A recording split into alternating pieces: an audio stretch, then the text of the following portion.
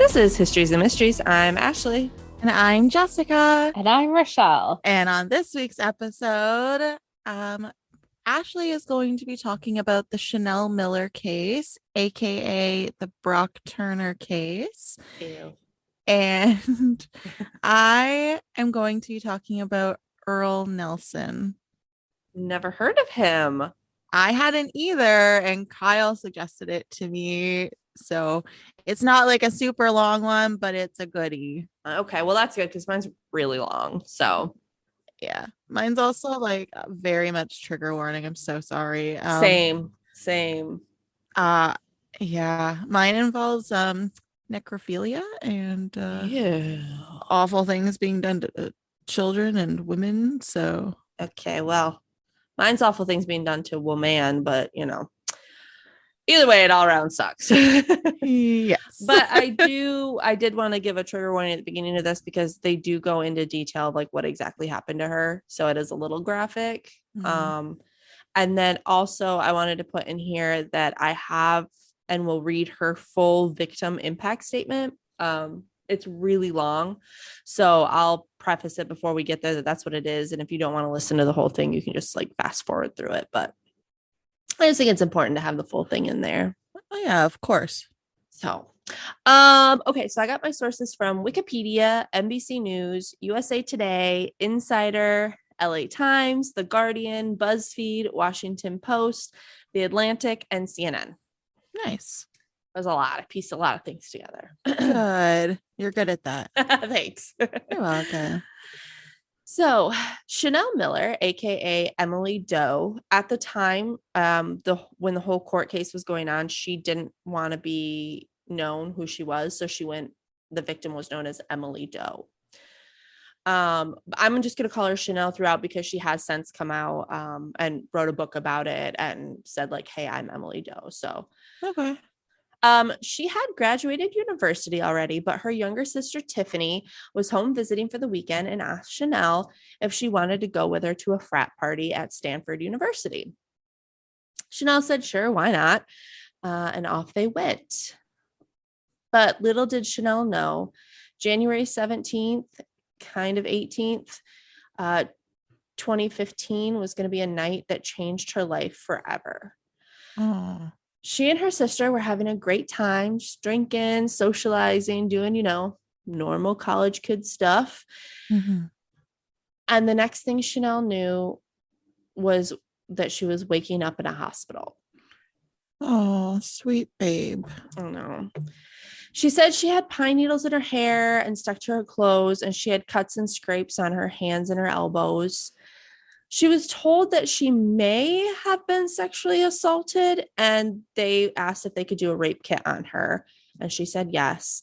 They also told her that she was found behind a dumpster and that someone had been chased down and arrested, but that's all she knew. Aww. She said that she had just thought that she had like passed out somewhere and that there was a suspicious man at the party who had been behaving in an odd way. She said, quote, I had no idea he was directly connected to me in any way. And this is awful. She didn't actually find out what happened to her until 10 days later when she saw a news story about Brock Turner's arrest. What? She hadn't heard anything more from the police. She didn't even know his name or the fact that she had been assaulted. Why? I don't know. Okay. So she said she read the article and like the article didn't even like contact her because at the time, they didn't know who the victim was. So she's reading this article and they're talking about the victim. And as she's reading it and reading about how this victim was sexually assaulted, she realized that this article was talking about her.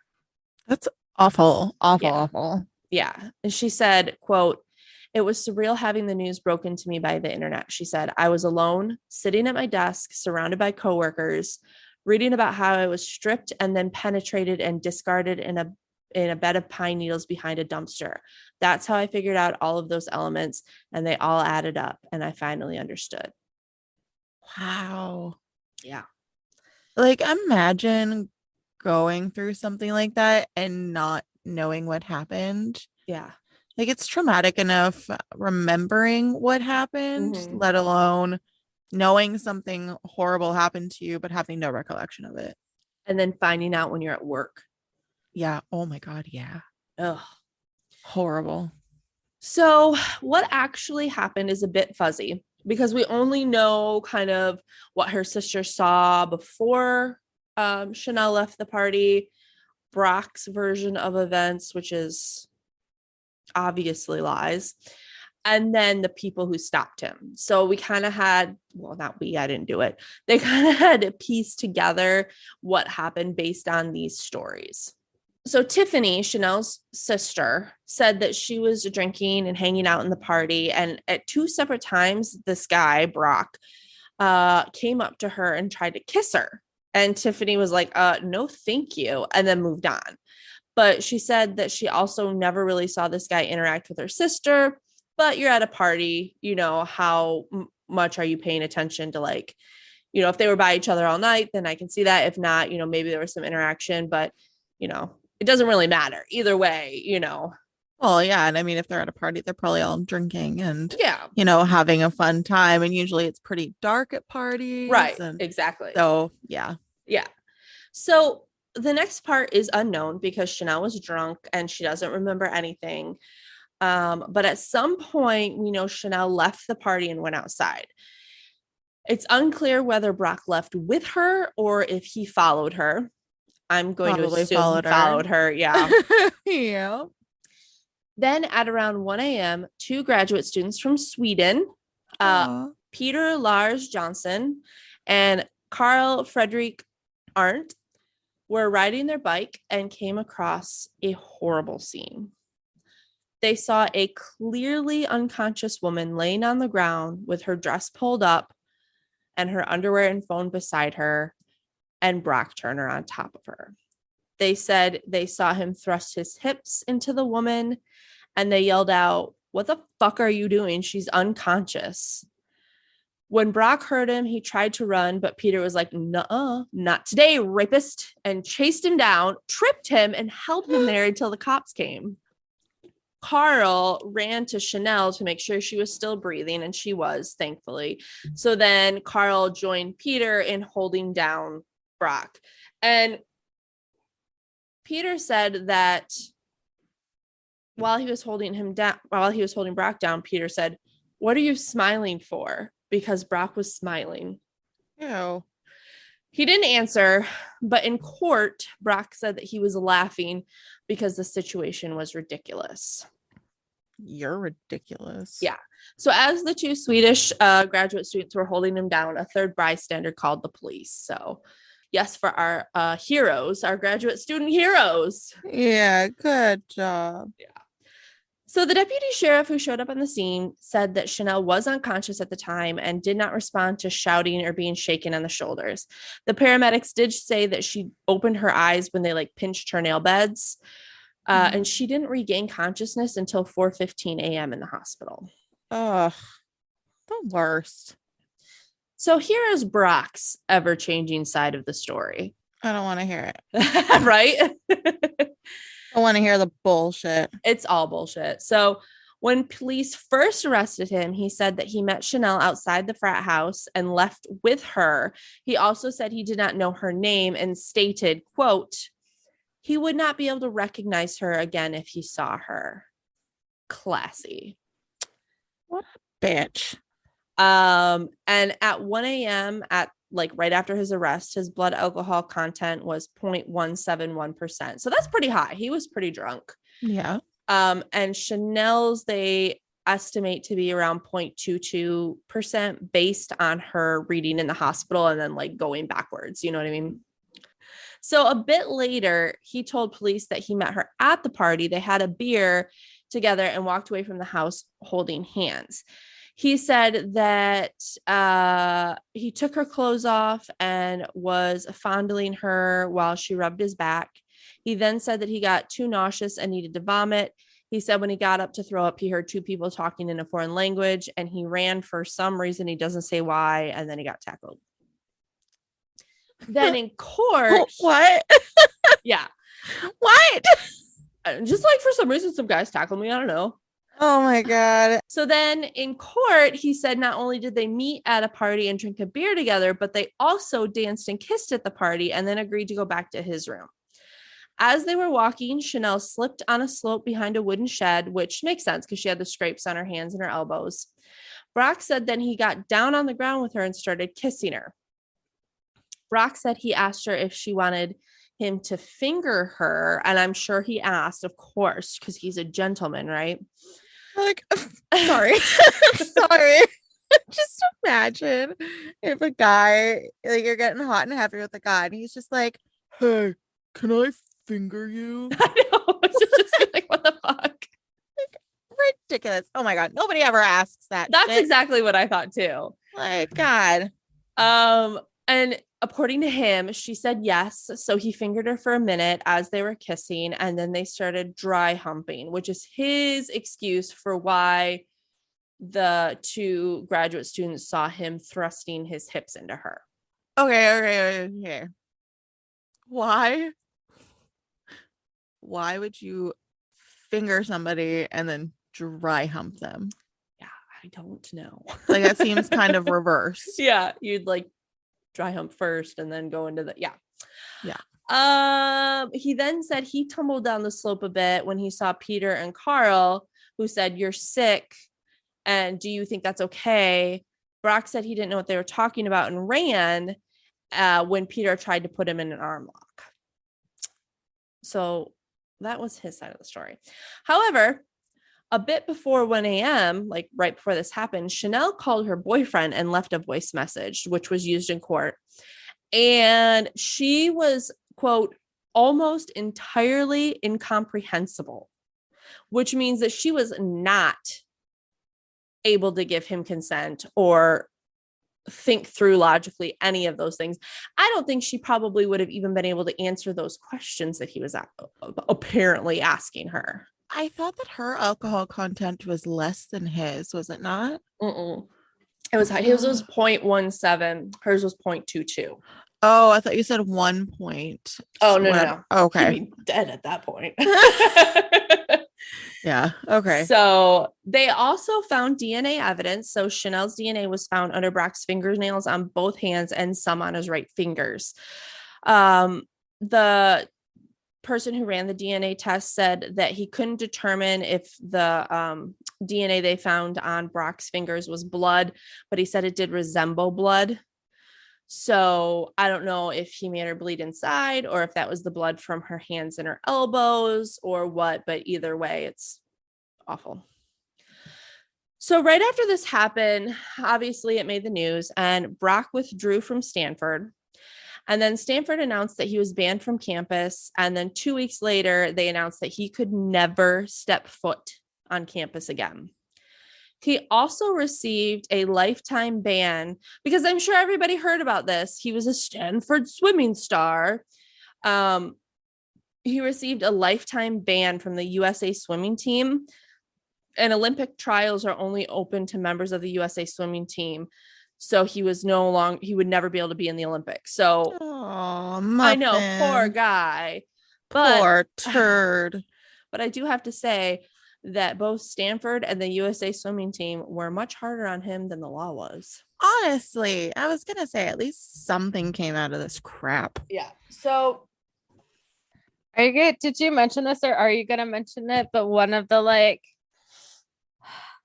I don't know who she was, but she's worked in the school board and pushed to have his face put next to rapist in their dictionary or their textbook. No, I didn't hear that. Oh, that's cool. I like that. So on January 28th, 2015, about 10 days after the attack, Brock was indicted on 5 charges: rape of an intoxicated person, rape of an unconscious person, sexual penetration by a foreign object of an unconscious woman, sexual penetration by a foreign object of an intoxicated woman, and assault with intent to commit rape. Unfortunately, the first 2 rape charges were dropped at his preliminary hearing because the DNA testing revealed that there was no genetic evidence of genital to genital contact. And at the time, California law defined rape as penetration of penis into vagina. Oh my gosh. Do you want to redo that? Nah, I'll keep that in. Now they have changed the laws where rape can be the penetration of anything. So That's insane that you guys are that far behind. tell me about it. Like, are you kidding me? Yeah. Holy shit. So Brock obviously pleads not guilty because he's an asshole, and he was released on $150,000 bail. Brock's defense was that it was consensual, and prosecution said no, and Chanel said she did not remember giving consent, which she was incapable of giving consent. The jury did side with the prosecution and found him guilty of all 3 felony charges, which could give him up to 14 years in prison. So before sentencing, Brock was able to write a letter to the judges, as was Chanel. And here's what Brock said. No. It's just so much skip bullshit. it.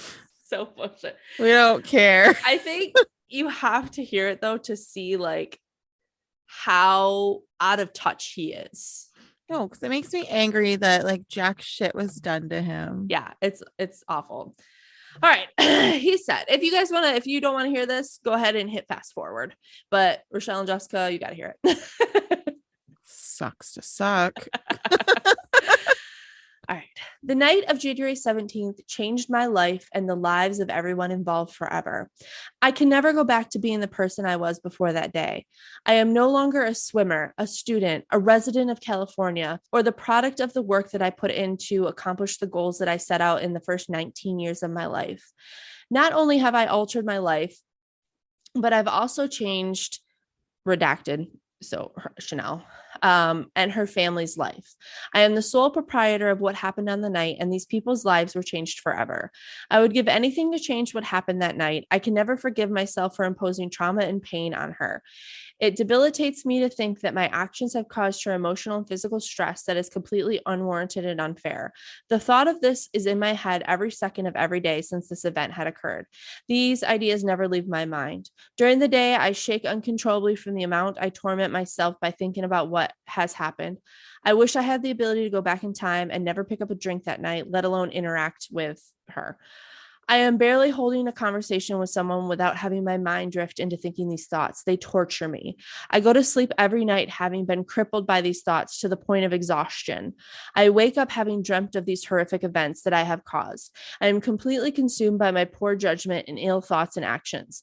There isn't a second that's gone by where I haven't regretted the course of events I took on January 17th/18th. My shell and core of who I am as a person is forever broken from this. I am a changed person. At this point in my life, I never want to have a drop of alcohol again. I never want to attend a social gathering that involves alcohol or any situation where people make decisions based on substances they have consumed.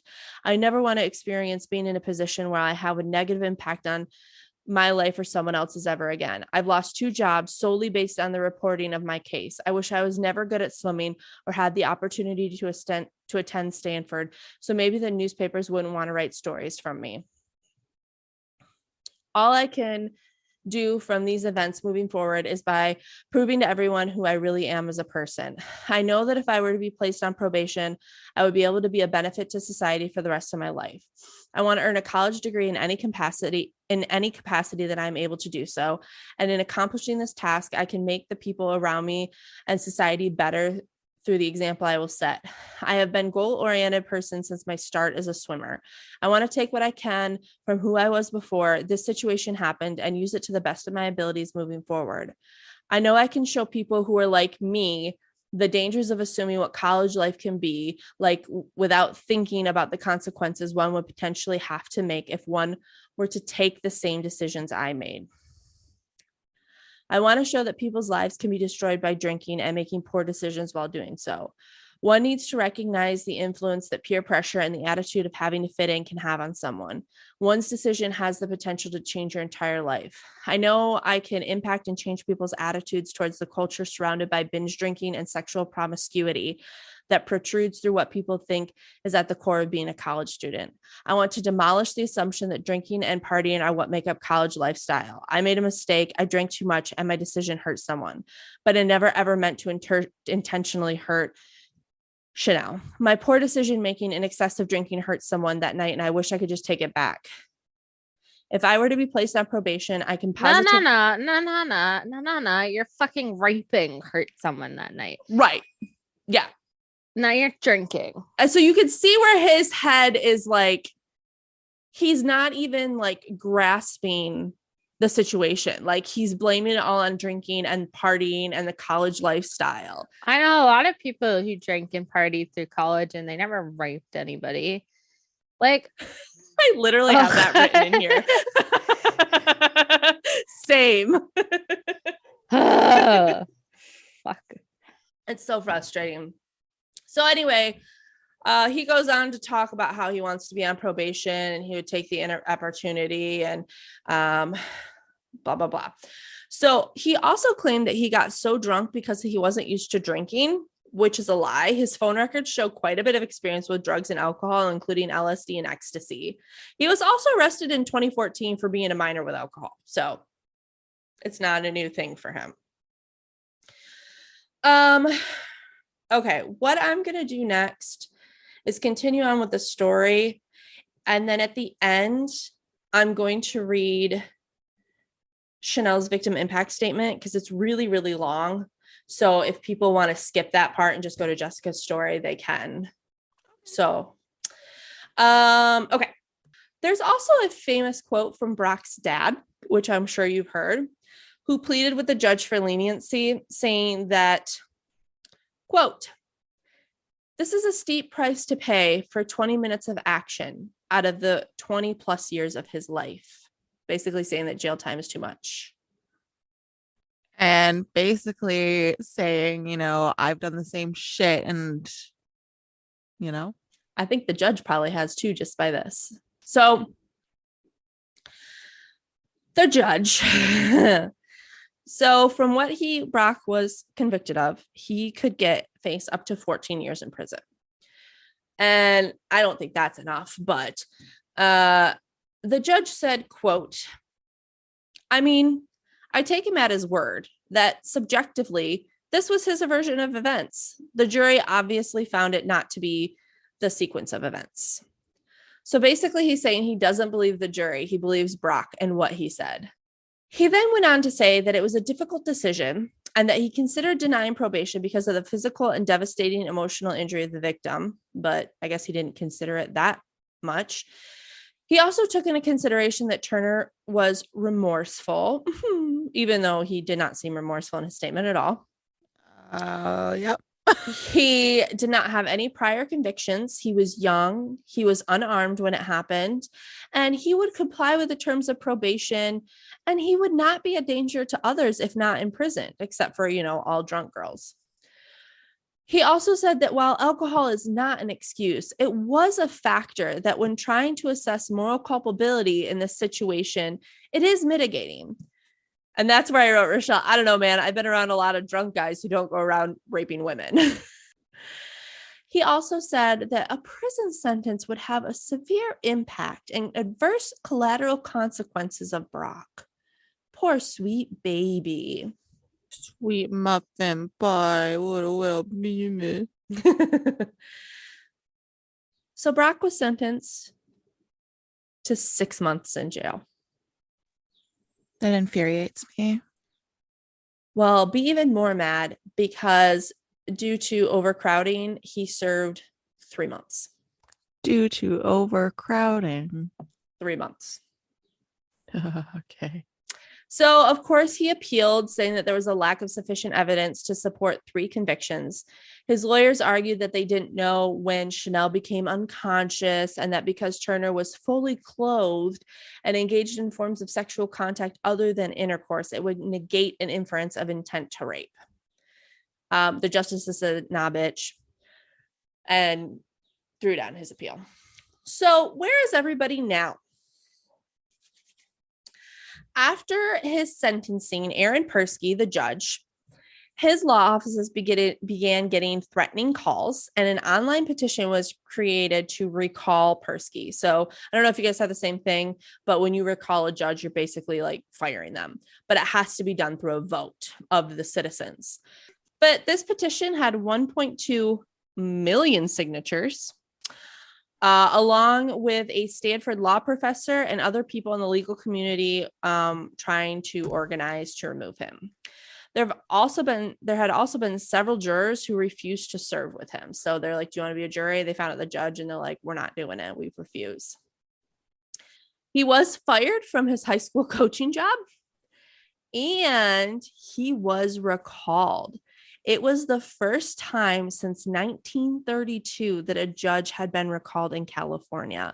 California residents voted to recall him, and 60% voted to get him out. So he is no longer a judge. Jeez. Brock Turner now works for a cooling tech company in Ohio as an entry-level job, making $12 an hour. He also still lives with his parents. And the article I read had to throw in that he drives a 2008 Chrysler and he's 26. Jeez. Chanel Miller is a badass bitch. She wrote a memoir called Know My Name, which was a New York Times bestseller and won the 2019 National Book Critics Circle Award. Her statement launched the Me Too movement and her victim impact statement, and was read over 11 million times in 4 days. Oh, that's amazing. Yeah. She was listed as an influential person in Time's 2019 100 Next list. And she is a new artist debuting work at the San Francisco Asian Art Museum. She also goes around to speak about sexual assault. Aww. She also won a $150,000 settlement for agreeing not to sue the university. It was to cover the cost of therapy for her and her younger sister.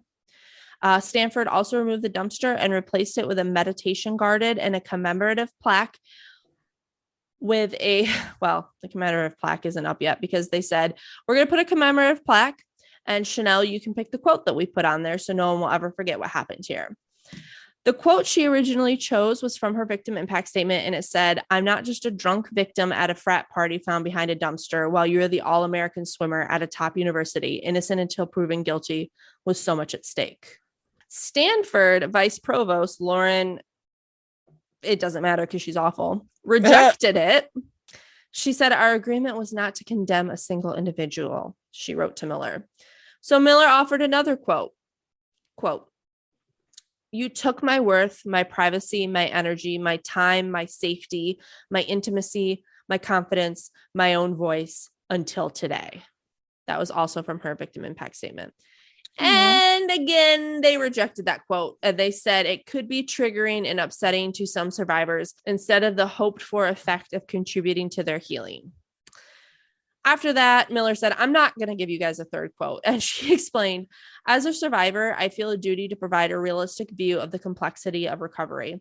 I'm not here to rebrand the mess he made on campus. It's not my responsibility to alchemize what he did into healing words society can digest. I do not exist to be the eternal flame, the beacon, the flowers that bloom in your garden."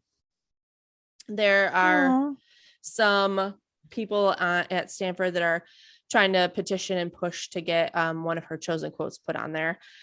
And I want to end this with a quote from her. And I think this is really appropriate for a lot of women who have gone through something like this, where maybe they got drunk and someone took advantage of them and they heard the quote, "Well, you should have gotten that drunk." This is what she said. I hate that. Me too.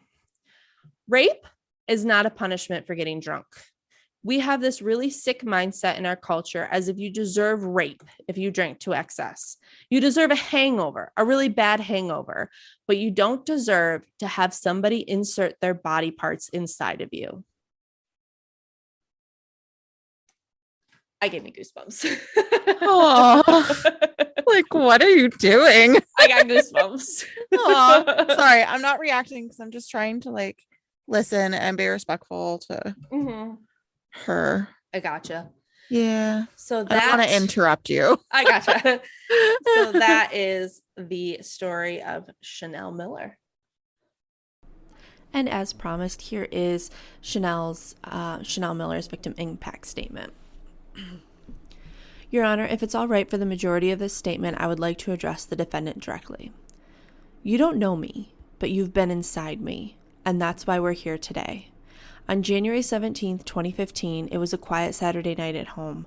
My dad made some dinner, and I sat at the table with my younger sister, who was visiting for the weekend.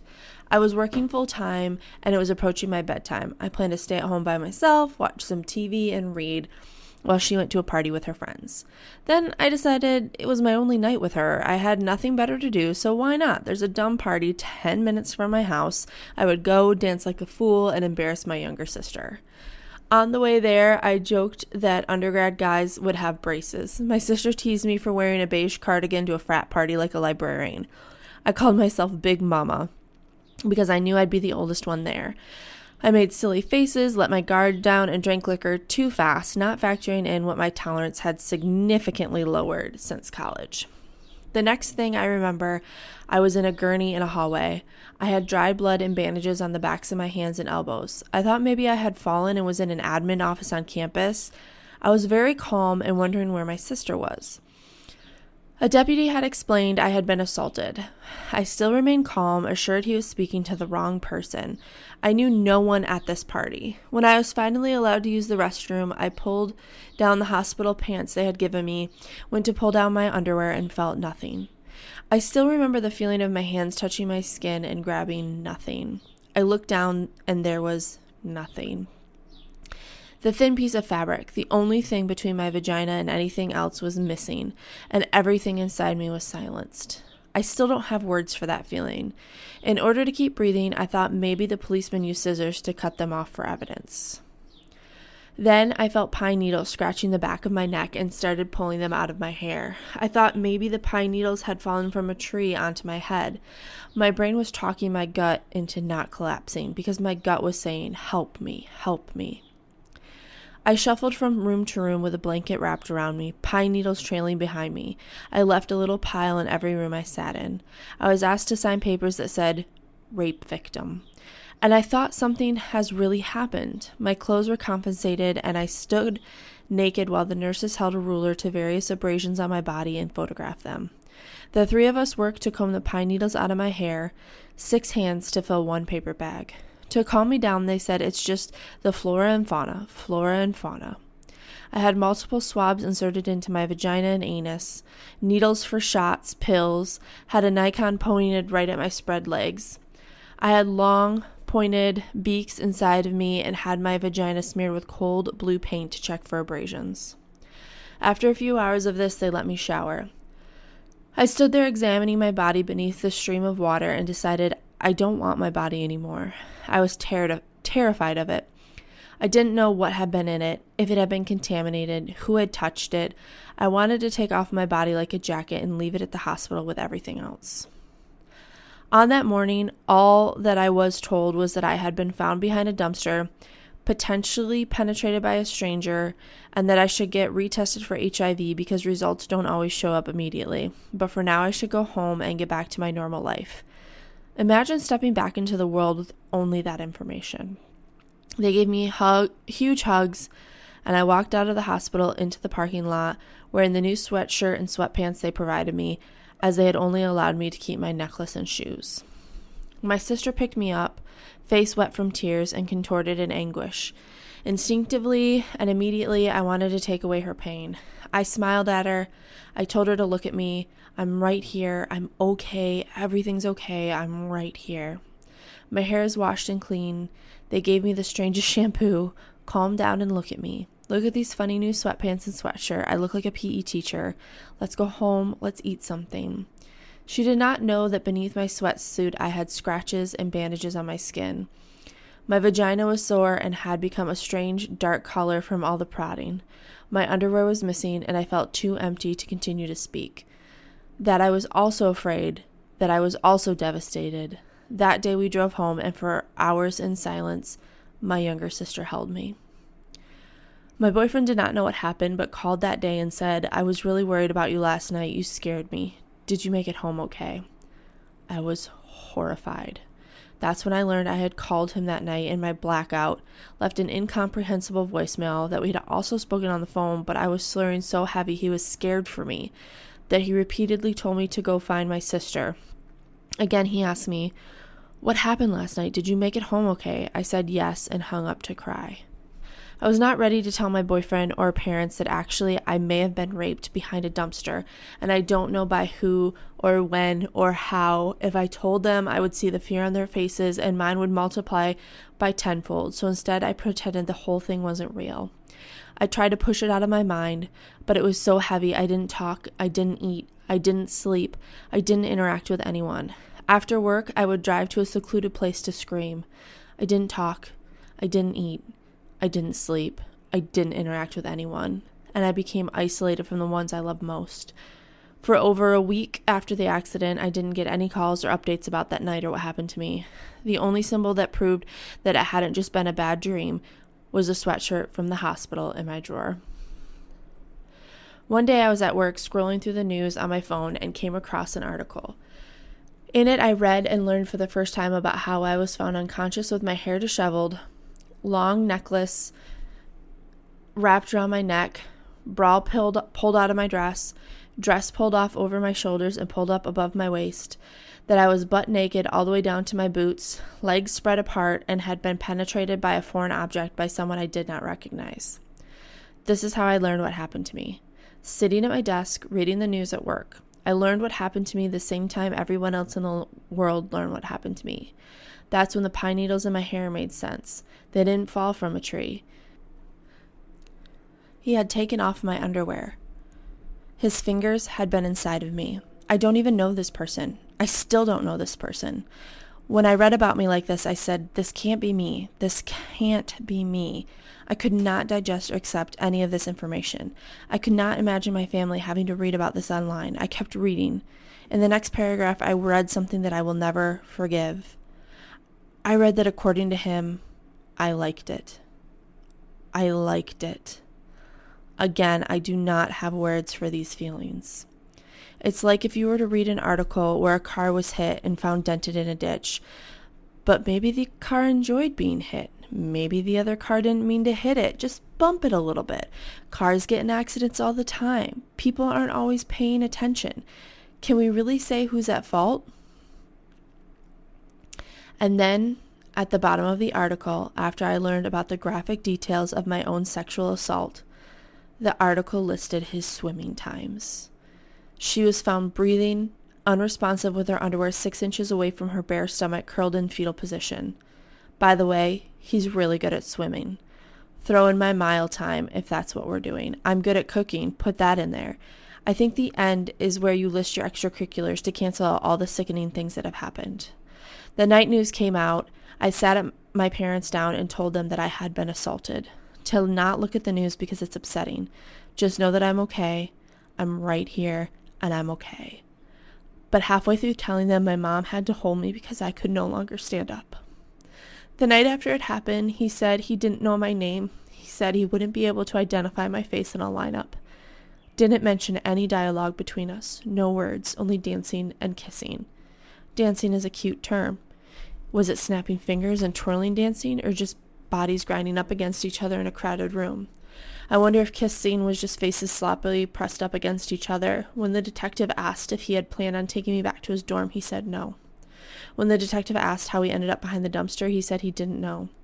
He admitted to kissing other girls at that party, one of whom was my own sister who pushed him away. He admitted to wanting to hook up with someone. I was the wounded antelope of the herd, completely alone and vulnerable, physically unable to fend for myself, and he chose me.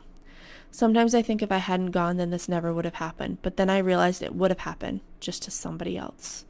You are about to enter 4 years of access to drunk girls and parties, and if this is the foot you started off on, then this is right, you did not continue.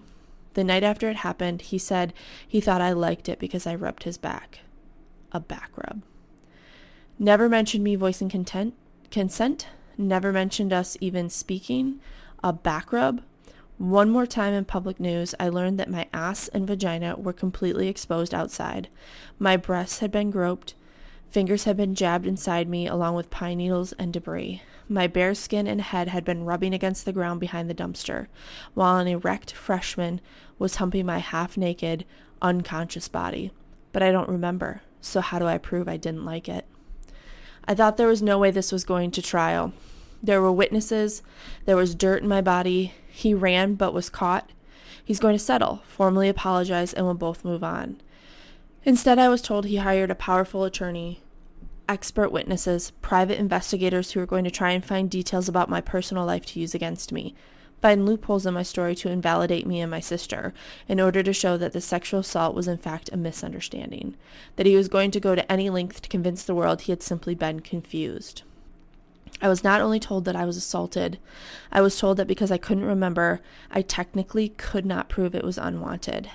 And that distorted me, damaged me, almost broke me. It's the saddest type of confusion to be told I was assaulted and nearly raped, blatantly, out and in the open, but we don't know if it counts as assault yet. I had to fight for an entire year to make it clear that there was something wrong with this situation. When I was told to be prepared in case we didn't win, I said, I can't prepare for that. He was guilty the minute I woke up. No one can talk me out of the hurt he caused. Worst of all, I was warned, because he knows you don't remember, he is going to get to write the script. He can say whatever he wants and no one can contest it. I had no power. I had no voice. I was defenseless. My memory loss would be used against me. My testimony was weak, was incomplete, and I was made to believe that perhaps I am not enough to win this. His attorney constantly reminded the jury that the only one we can believe is Brock, because she doesn't remember. The helplessness was traumatizing. Instead of taking time to heal, I was taking time to recall the night in excruciating detail in order to prepare for the attorney's questions that would be invasive, aggressive, and designed to steer me off course, to contradict myself, my sister, phrased in ways to manipulate my answers. Instead of his attorney saying, "Did you notice any abrasions?" he said, "You didn't notice any abrasions, right?" This was a game of strategy, as if I could be tricked out of my own worth.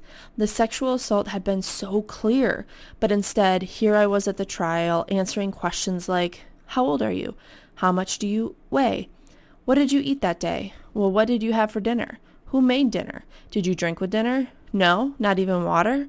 When did you drink? How much did you drink? What container did you drink out of? Who gave you the drink? How much do you usually drink?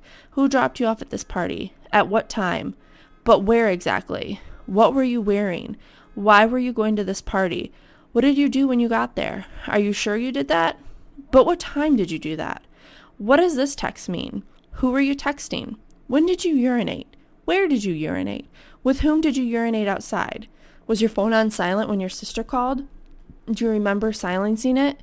Really, because on page 53, I'd like to point out that you said it was set to ring. Did you drink in college? You said you were a party animal. How many times did you black out? Did you party at frats? Are you serious with your boyfriend? Are you sexually active with him?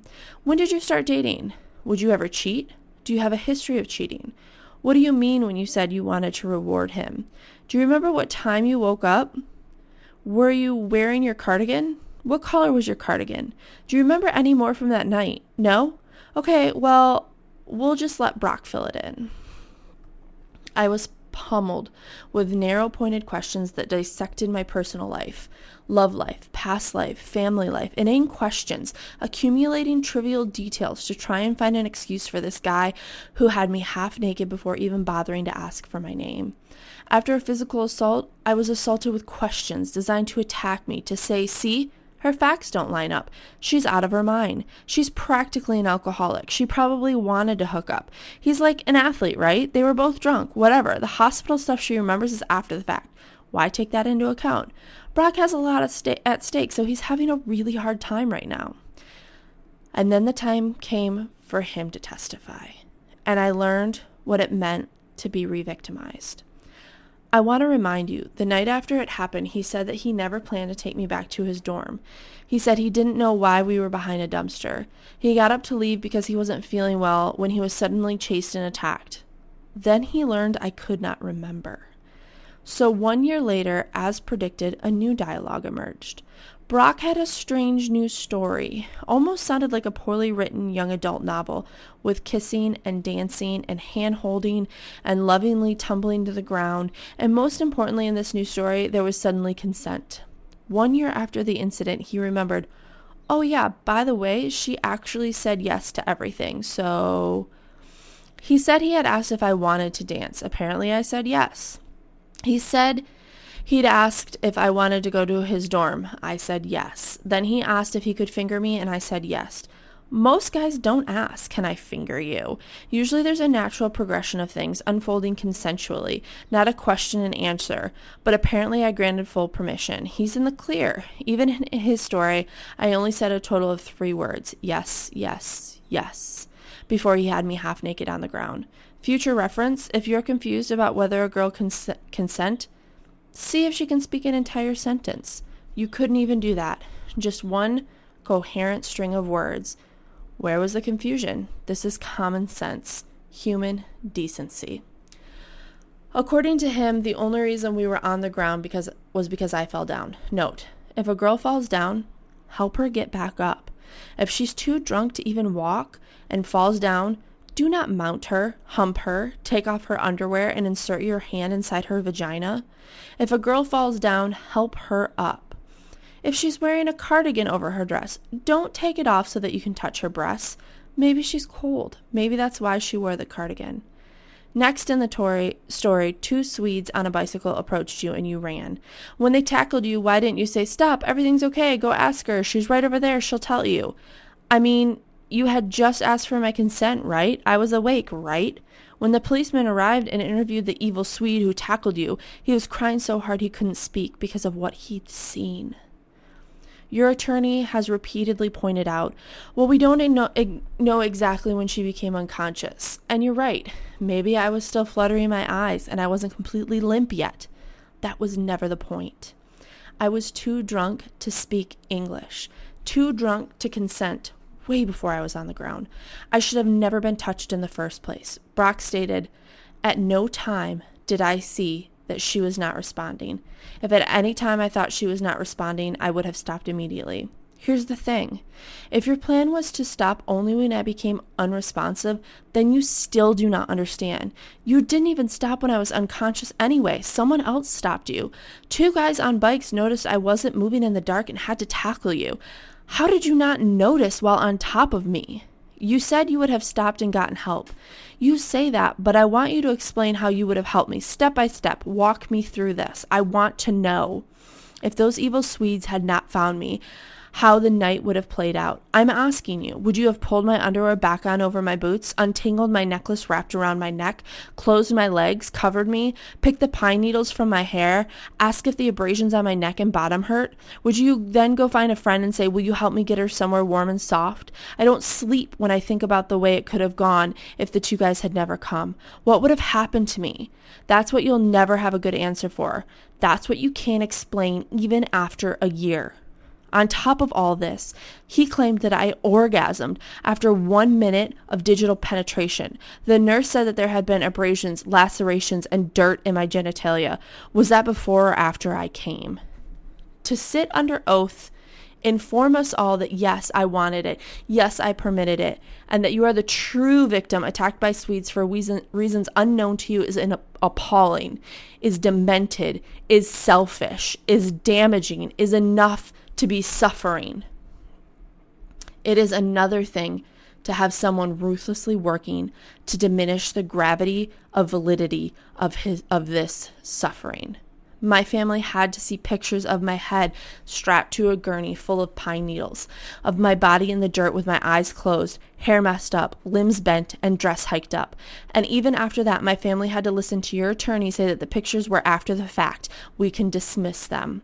To say, yes, her nurse confirmed there was redness and abrasions inside her, significant trauma to her genitalia, but that's what happens when you finger someone. And he's already admitted to that. To listen to your attorney attempt to paint a picture of me, the face of girls gone wild, as if somehow that would make it so that I had this coming for me. To listen to him say I I sounded drunk on the phone because I'm silly, and that's my goofy way of speaking. To point out that in the voicemail, I said I would reward my boyfriend, and we all know what I was thinking. I assure you, my rewards program is non-transferable, especially to any nameless man that approaches me. He has done irreversible damage to me and my family during the trial, and we have sat silently, listening to him shape the evening. But in the end, his unsupported statements and his attorney's twisted logic fooled no one. The truth won. The truth spoke for itself. You are guilty.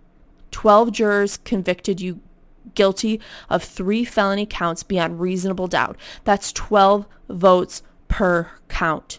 36 yeses confirming guilt, and that's 100% unanimous guilt.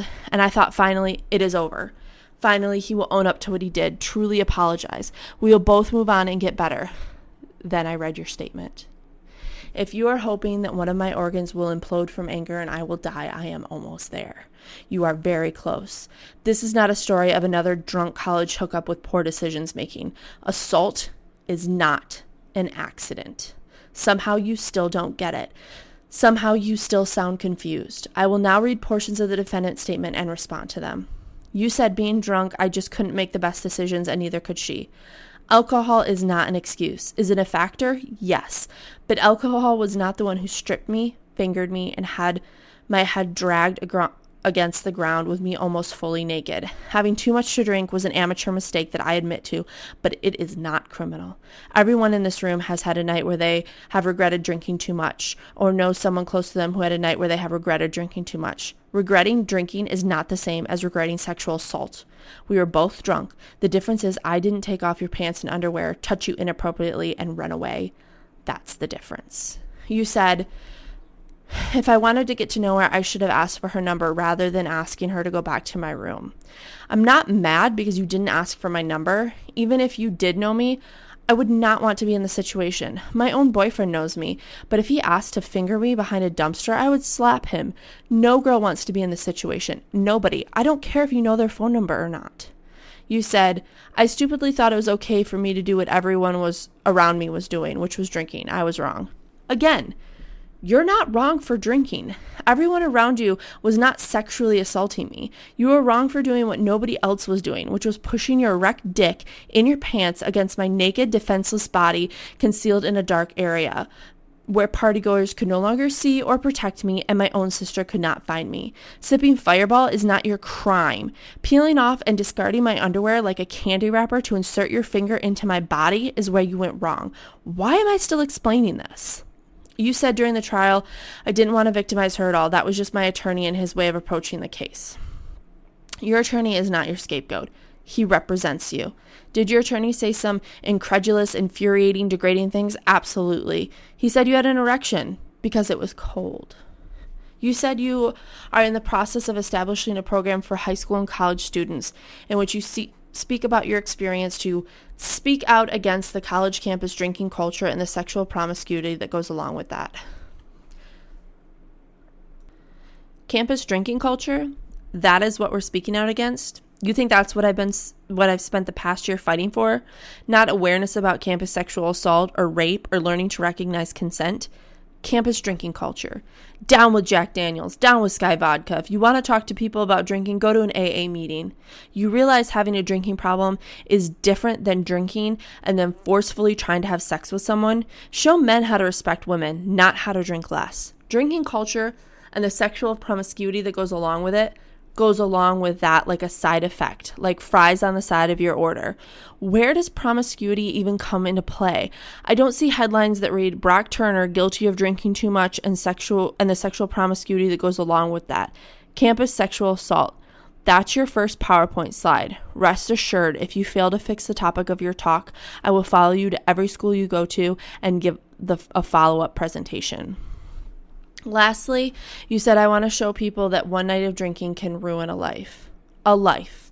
One life. Yours. You forgot about mine. Let me rephrase this for you.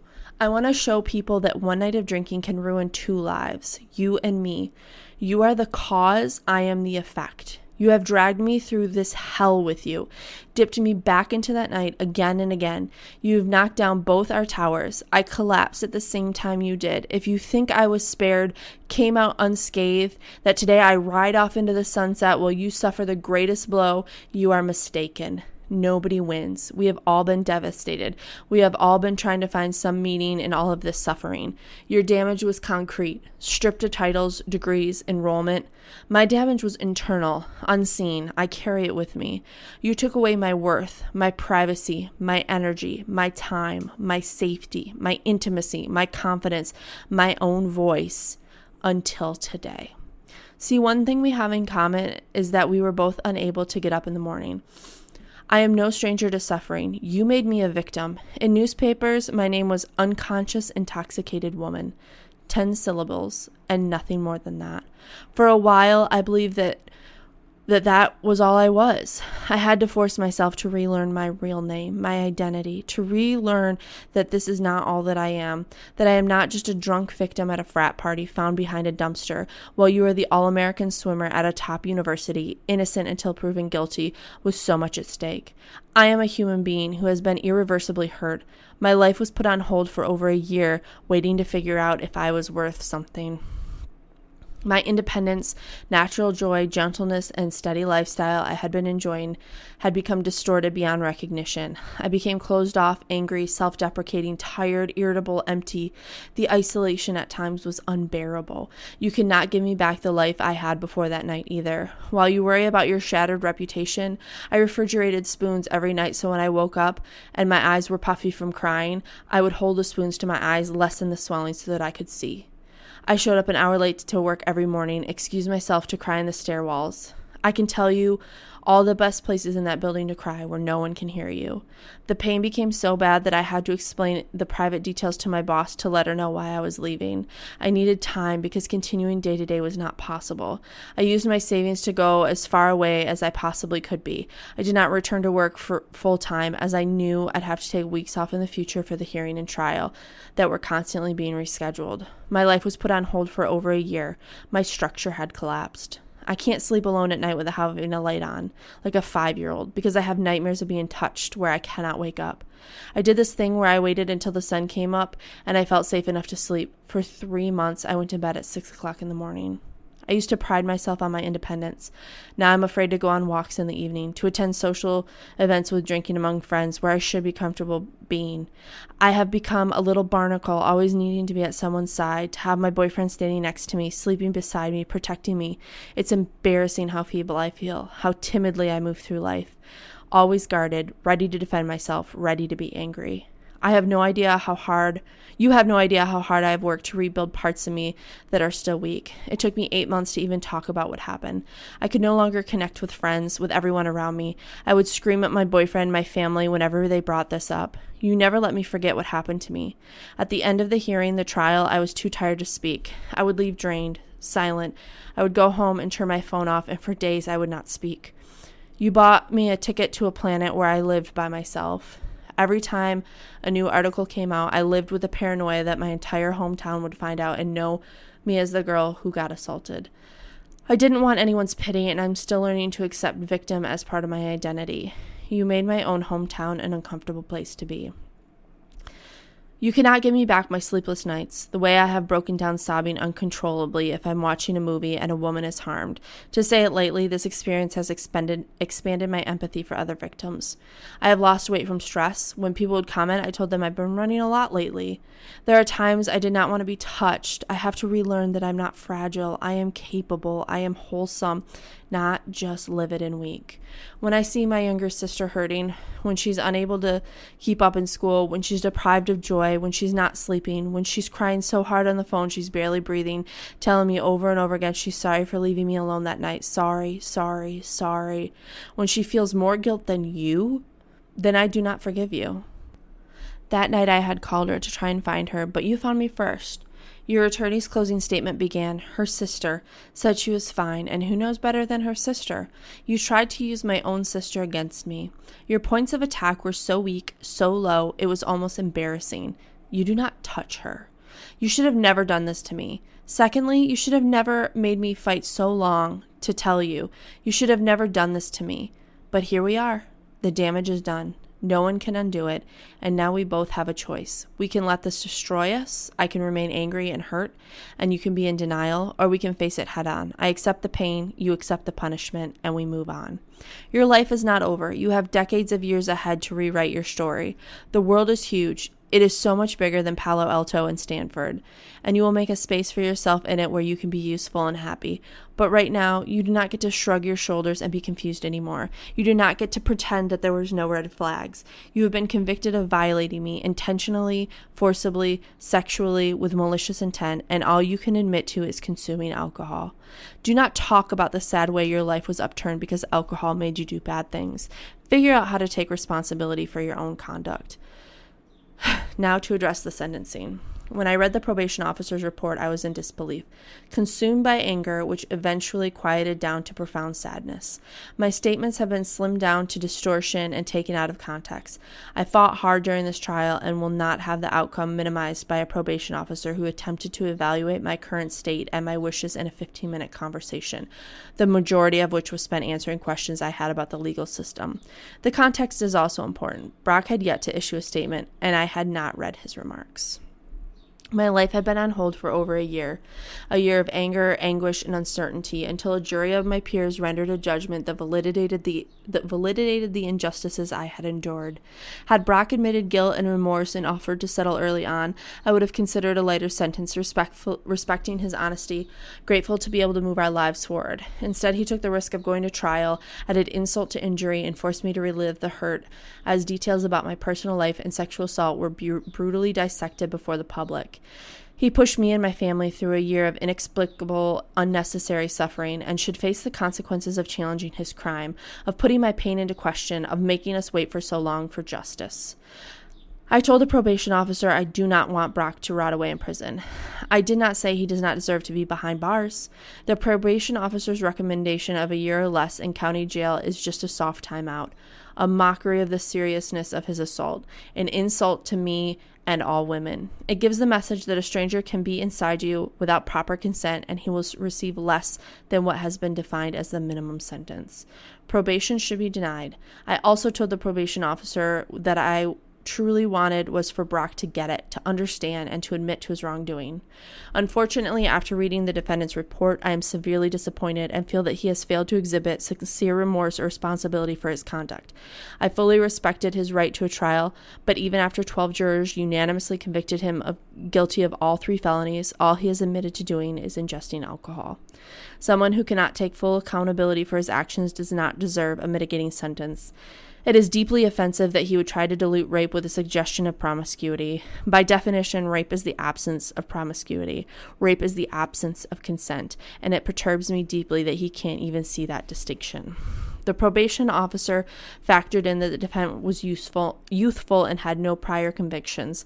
In my opinion, he is old enough to know what he did was wrong. When you are 18 in this country, you can go to war. When you are 19, you are old enough to pay the consequences for attempting to rape someone. He is young, but he is old enough to know better. As this is a first offense, I can see where leniency would beckon. On the other hand, as a society, we cannot give everyone's first sexual assault or digital rape. It doesn't make sense. The seriousness of rape has to be communicated early. We should not create a culture that suggests we learn that rape is wrong through trial and error. The consequences of sexual assault needs to be severe enough that people feel enough fear to exercise good judgment, even if they are drunk, severe enough to be preventable. The probation officer weighed the fact that he has surrendered a hard-earned swimming scholarship. How fast Brock swims does not lessen the severity of what happened to me and should not lessen the severity of his punishment. If a first-time offender from an underprivileged background was accused of 3 felonies and displayed no accountability for his actions other than drinking, what would his sentence be? The fact that Brock was an athlete at a private university should not be seen as an entitlement to leniency, but as an opportunity to send a message that sexual assault is against the law regardless of social class. The probation officer has stated that this case, when compared to other crimes of similar nature, may be considered less serious due to the defendant's level of intoxication. It felt serious. That's all I'm going to say. What has he done to demonstrate that he deserves a break? He has only apologized for drinking and has yet to define what he did to me as sexual assault. He has re-victimized me continuously, relentlessly. He has been found guilty of 3 serious felonies, and it is time for him to accept the consequences of his action. He will not be quietly excused. He is a lifetime sex registrant. That doesn't expire. Just like what he did to me doesn't expire. Doesn't just go away after a set number of years. It stays with me. It's part of my identity. It has forever changed the way I carry myself, the way I live the rest of my life. To conclude, I want to say thank you to everyone, from the intern who made me oatmeal when I was woken up at the hospital that morning, to the deputy who waited beside me, to the nurses who calmed me, to the detective who listened to me and never judged me, to my advocates who stood unwavering by my side, to my therapist who taught me to find courage in the vulnerability, to my boss for being kind and understanding, to my incredible parents who teach me how to turn pain into strength, to my grandma who snuck chocolate into the courtroom throughout this to give to me, my friends who remind me how to be happy, to my boyfriend who is patient and loving, to my unconquerable sister who is the other half of my heart, to Alea, my idol, who fought tirelessly and never doubted me. Thank you everyone involved in the trial for their time and attention. Thank you to the girls across the nation that wrote cards to my DA to give to me. So many strangers who cared for me. Most importantly, thank you to the 2 men who saved me, who I have yet to meet. I sleep with 2 bicycles that I drew taped above my bed, reminding myself that there are heroes in the story, that we are looking out for one another. To have known all of these people, to have felt their protection and love, is something I will never forget. And finally, to girls everywhere, I am with you. On nights when you feel alone, I am with you.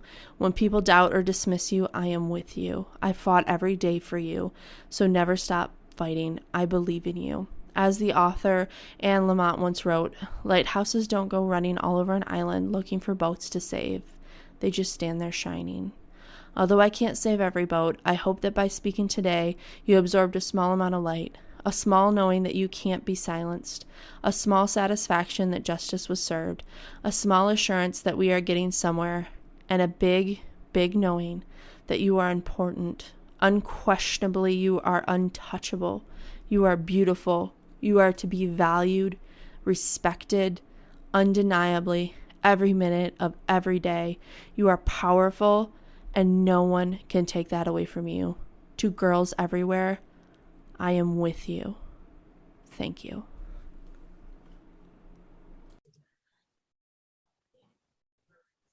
Okay, so thanks, Ashley, for it's gonna sound really bad, but I know he was in the media a lot for what he did, but I didn't really follow the case a lot. Because I try and surround myself by positivity. In that case was anything but. Exactly. So I didn't know much about it, so it was nice to, like, it wasn't nice, but like it was good to hear what actually happened, because I've always been curious. I surround myself by really awful things in this podcast all the time. So for sure. So I like to stay away from it until I actually have to like dive into it. Speaking of awful things, let's hear necrophilia. It's super short. I'm very curious to hear what this is. Yeah, it's really short. And it's interesting, but so I used All That's Interesting and Murderpedia, I believe, as my sources. I know this is going to sound weird, but I love Murderpedia. I have a love-hate relationship with Murderpedia. I really like it because it's really good at placing everything in order. However, I hate it because it has 20 different articles of the same stuff, just written by different sources. So it gives me a lot of anxiety because I go to the webpage and I'm like, holy hell, that's like forever long. I gotcha. And then I try and do my notes and I get to the bottom of the first article and I'm like, oh, it's done. Okay. Yeah, that makes sense. Yeah. But anyways, so this is the story of Earle Nelson. So I'm going to begin. Just like I said at the beginning, trigger warning to everybody. It's not rainbows and sunshine. So Before Ted Bundy and the Zodiac Killer, there were plenty of serial killers roaming the United States, committing horrible acts of murder. Even though the term serial killer hadn't yet been coined, and the public wasn't as captivated with these murders as it is now. And the man we're about to learn about today was one of America's most heinous and prolific murderers in the days before serial killers were commonplace on front pages and movie screens. Which is shocking because I don't think any of us have heard of him. No, yeah. Earle Nelson's tragedy began only 15 months after his birth on May 12th, 1897 in San Francisco. Give me 1 second. Oh, I was going to say, he shares a birthday with my stepson, but my stepson's birthday is on the 13th, so we're okay. His parents died of syphilis at the same time, which forced him to live with his maternal grandparents, Lars and Jenny Nelson. Hey, it's another Lars. There's a Lars in your story, Ashley, remember? The Swede? No, it was Peter and... Yeah, it was like Peter Lars or something like that.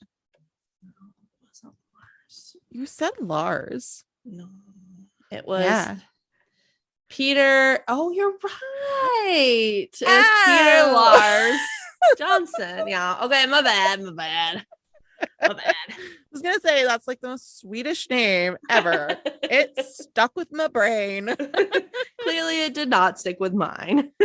You had a lot of really awful stuff to go through. I did. I forgive you. Okay. The Nelsons were Puritans who tried to suppress their emotions, sentiments, and especially their sexual appetites.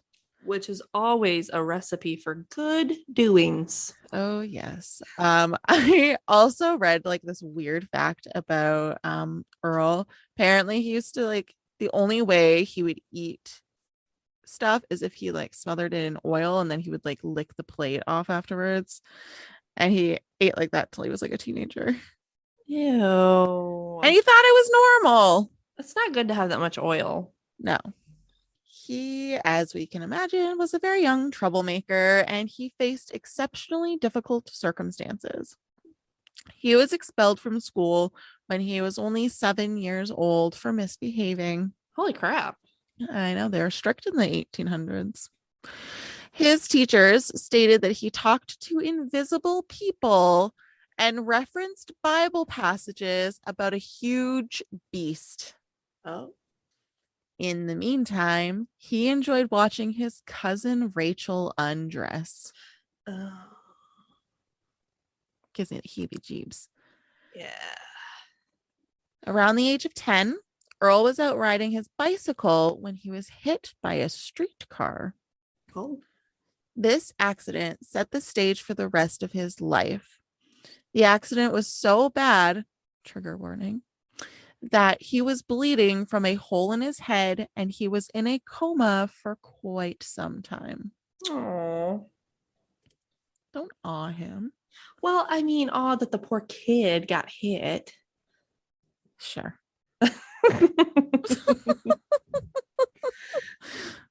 Surprisingly, against all odds, unfortunately, he woke up. But sorry, not like the kid, but like knowing what he does. Yeah. I gotcha. Did you guys watch Moon Knight? Yes, but I haven't seen the last one yet, so don't ruin it. No, I'm not gonna ruin it, but like, how Amit like judges people before they do their bad things. Like, it would have been nice if she came around for him. Yeah, right. So good. It is really good. I love Oscar Isaacs. I do too. It's awesome. I feel like you're trying to change the subject so that you don't have to talk about the horrible things that are about to happen. Maybe. Maybe. But like, honestly, how amazing is he that he can go from being like this suave rogue and then like this really cute, like shy little British man? Like, it's he did a really, really good job. so Anyways, sorry. Anyways, he woke up sad. Sad. But this accident caused him to have frequent headaches, memory problems, and of course, unpredictable and dangerous behavior. After behaving strangely and erratically during his brief tour in the United States Navy, he was sent to the Napa State Mental Hospital. He managed to get out of the hospital 3 times before the staff just gave up on looking for him. Oh no. Earle Nelson's illegal habits became even more obvious around the age of 21 as he sought a method to escape his oppressive environment. This is where things get really bad. So, Great. buckle up. He pretended to be a plumber on May 19th, 1921, in order to enter a San Francisco residence and molest a 12-year-old girl. He escaped after she yelled, only to be identified and apprehended hours later. Authorities determined that he was dangerous and that he should be returned to Napa State Mental Hospital, where he had previously spent time owing to hallucinations and paranoid delusions. So basically, he heard voices and believed that people were constantly trying to poison him. Oh. He threatened to kill the medical staff at the hospital, and physicians advised him to stay there indefinitely. Rather than languish in the hospital for the rest of his life, Nelson promptly escaped and thus began his most horrific crimes. Oh. After a fight, Ola McCoy, Mae Murray, and Lillian Weiner all died in their homes. After they died, each of the bodies were sexually assaulted. A room for rent sign was posted in the window of each house. Like not by the landlord. No, by the landlord. Oh. So basically, he would search for houses that had a room for rent. He would go to said house being like, hey, I'd like to rent your room. And then he would kill and rape these women. Oh. Great. Yeah. Although some authorities may not formally link these victims to Earle Nelson, several of the crime's common components, so the knots used to bind the victims, for example, mirrored those of his later crimes, and he matched the description given by a pawnbroker of the man who sold the victims' clothing.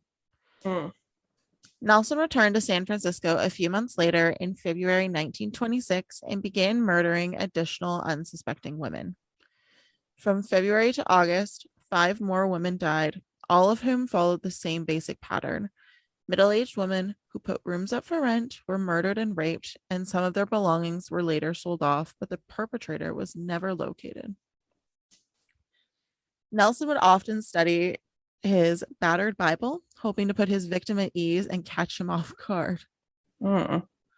He would kill them almost always by strangling them, conduct necrophilia with their corpse once he had acquired their trust, and then leave. In San Francisco, some witnesses claimed to have seen a suspected offender. The assailant was described as a dark, stocky man with long arms and large hands by a few witnesses. Because this description resembled that of a gorilla, the serial killer was dubbed the Gorilla Man. Yep. Others dubbed him the Dark Strangler, not just because of his murderous ways, but also because no one could get a good look at him in the dark. Authorities began to notice additional strangulation and sexual assault instances in areas across the country, including Portland, Oregon, Council Bluffs, Iowa, Chicago, Kansas City, Missouri, Buffalo, New York, and Winnipeg, Canada, later in 1926 and into 1927. That's all over. I mean, that's spread out. Yeah. Like, how insane. He probably traveled by train or something. Yeah, like, must have. Hopping. Nelson murdered 2 people in Winnipeg. Lola Cowan, a 14-year-old girl, was one of them. Nelson murdered, sexually abused, and disfigured her on June 8th. And it's said that the mutilation was comparable to Jack the Ripper. Oh. And it gets even worse. Yay.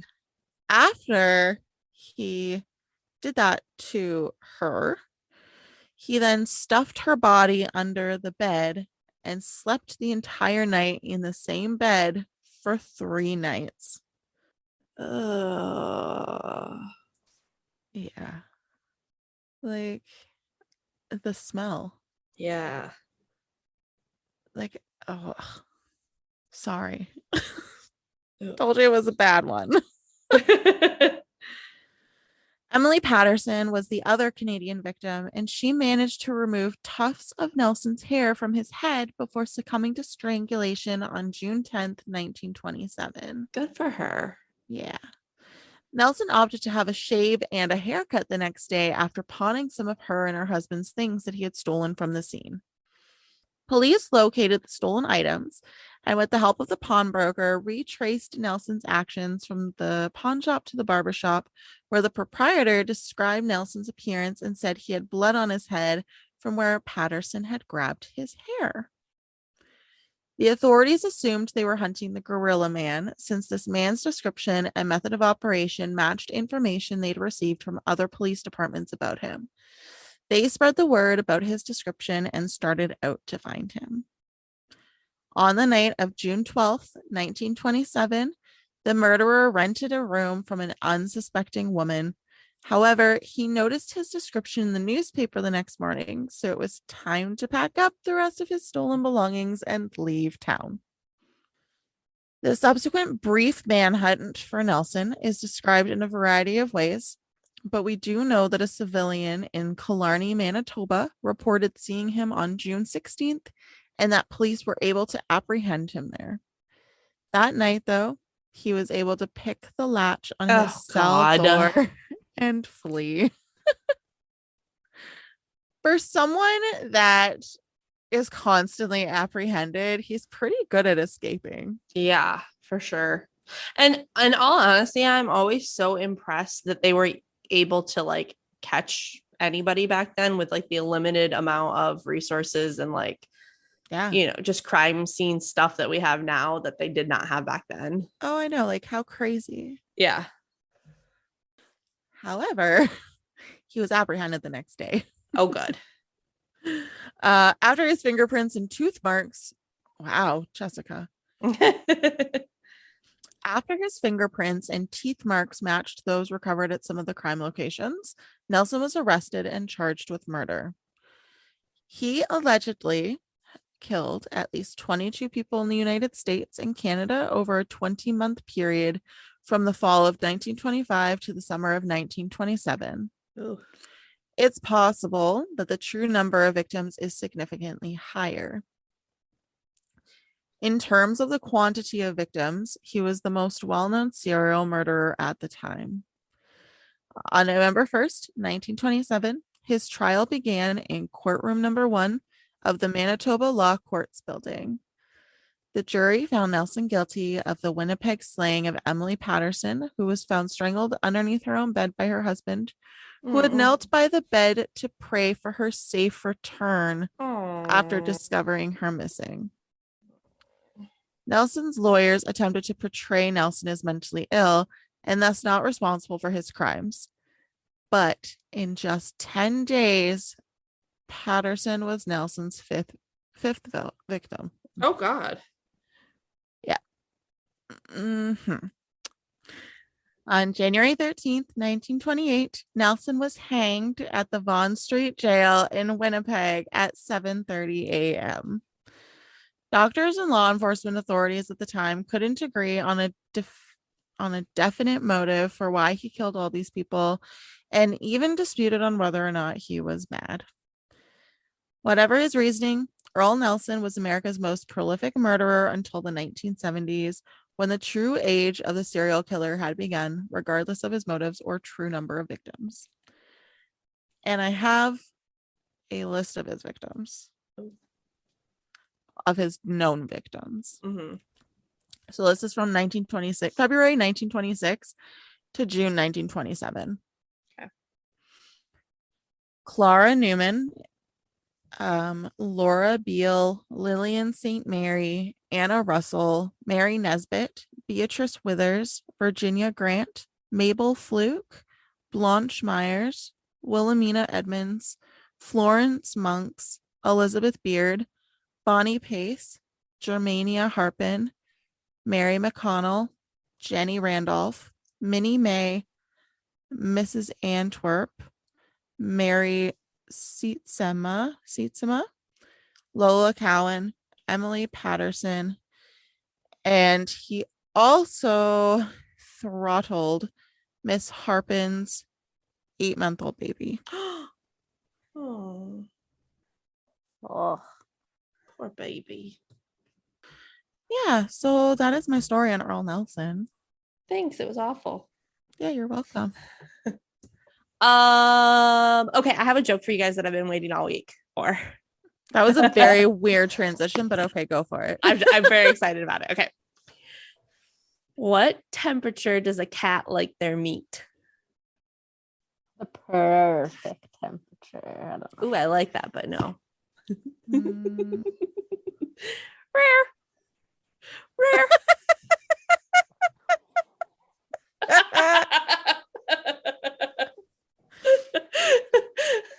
I died laughing. I've been waiting all week for this. Lovely.